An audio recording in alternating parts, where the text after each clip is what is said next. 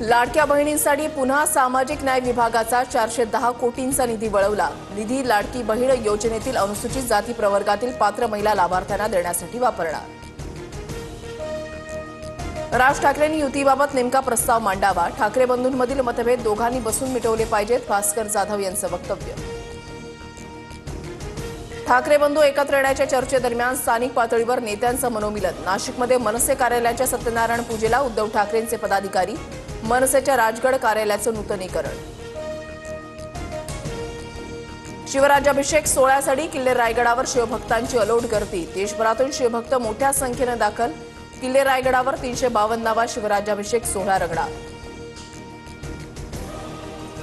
पंतप्रधान मोदी आज जम्मू काश्मीर दौऱ्यावर। जगामध्ये सर्वात उंचावर असलेल्या चिनाब पुलाचं उद्घाटन करणार।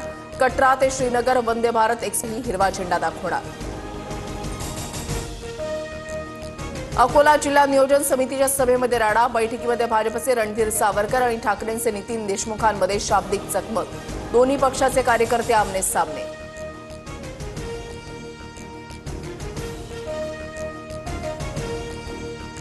निलेश चव्हाणच्या शस्त्र परवान्याच्या चौकशीसाठी समितीची स्थापना। पोलीस आयुक्त अमितेश कुमार यांच्या मार्गदर्शनाखाली तपास। पुण्यामध्ये भाजप कार्यकर्त्याविरोधात मानसिक छळाचा आरोप। पुणे महापालिकेच्या आरोग्य विभागामधील महिला अधिकाऱ्यांची तक्रार।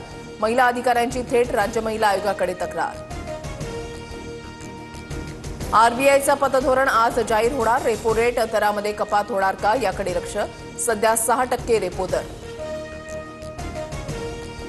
राज्यात पुढील 2 ते 3 दिवस वादळी वाऱ्यासह पावसाचा अंदाज। छत्रपती संभाजीनगर, परभणी, बीडसह लातूर, धाराशिव, चंद्रपूरला सतर्कतेचा इशारा। डोनाल्ड ट्रम्प आणि एलॉन मस्क यांच्यामध्ये शाब्दिक युद्ध। मी त्यांच्याबद्दल निराश, ट्रम्प यांचं वक्तव्य। तर माझ्याशिवाय जिंकला नसता, एलॉन मस्कचा दावा।